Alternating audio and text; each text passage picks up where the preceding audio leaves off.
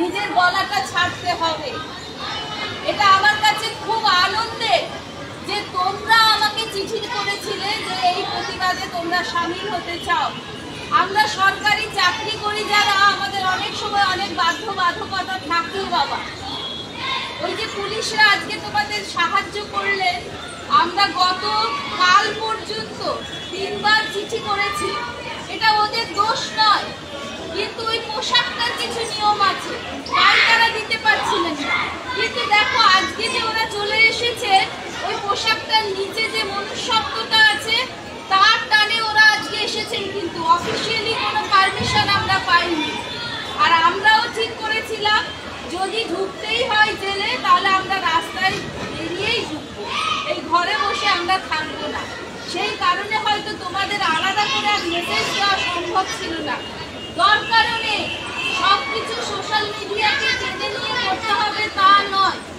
তোমাদের সবসময় মাথায় রাখবে, অন্যায়ের বিরুদ্ধে প্রতিবাদ করার জন্য দিল্লি সবসময় পৌঁছতে হবে তা নয়। তুমি তোমার বাড়ি থেকেই প্রতিবাদটা শুরু করো, তোমার কাজটা তুমি করো।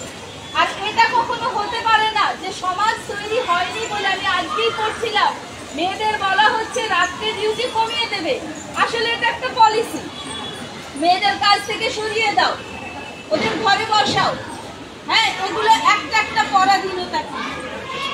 মেয়েরা কোনো পরিবর্তন হবে না। পরিবর্তন যদি করতে হয় তাহলে নিয়মের করো, তাহলে সমাজটাকে বদলাও।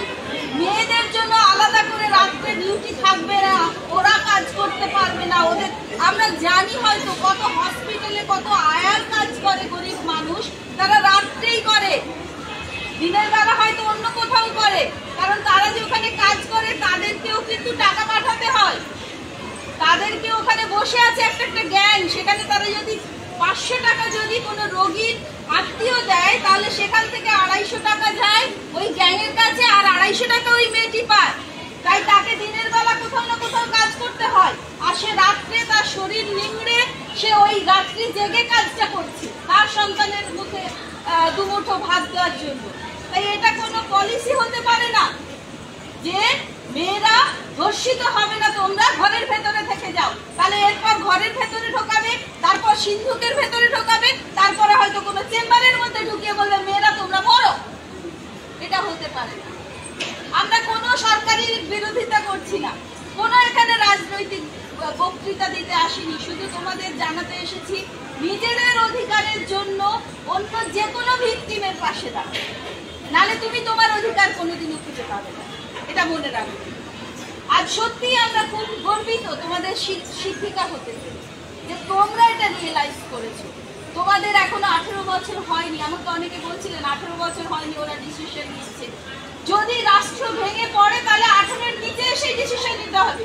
যদি একটা মেয়ের 12 বছরের বিয়েকে আমরা আটকাতে না পারি, তাহলে একটা মেয়ের 12 বছরের সিদ্ধান্তকে আমাদের মর্যাদা দিতে হবে। নিজেদের কখনো ঠকাবে না, নিজেদেরকে কখনো শোষণ যন্ত্রে তুলে ঠকাবে না।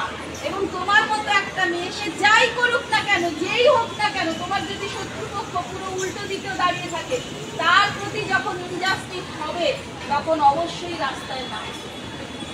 তোমাদের আমার আগামী দিনের জন্য অনেক শুভেচ্ছা রইল। আমাদের সমস্ত ম্যাডামরা হয়তো এখানে করতে পারছেন না, যেহেতু হচ্ছে, কিন্তু আমি বিশ্বাস করি তারা প্রত্যেকেই মা, প্রত্যেকেই যে মেয়েটির বিরুদ্ধে এই ঘটনাটা ঘটলো আমরা তারও মা। কারণ তার অপমান মানে আমাদের প্রত্যেকের অপমান। তাকে ওইভাবে নৃশংসভাবে ধ্বংস করা মানে আমাদের প্রত্যেকের গায়ে সেটা এসে পড়েছে। আর যারা করেছেন তাদের মতো যারা সাপোর্ট দিচ্ছেন না, তাদের প্রত্যেকের গায়ে ওই রক্ত লেগে, প্রত্যেকের গায়ে। আমাদের সকলের তরফ থেকে তোমাদের জন্য অনেক শুভেচ্ছা রইল।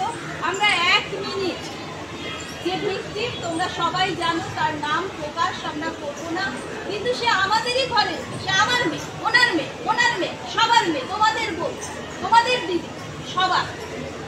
একজন ডাক্তার যখন পরিষেবা দেন তিনি দেখেন না কিন্তু কি ধর্ম, কি জাত, কোন ফ্যামিলি থেকে বিলং করতে, কিচ্ছু দেখেন না। সেবা করতেই এসেছি, আমরা তাকে নিতে পারলাম না, আমরা তাকে রাখতে পারলাম।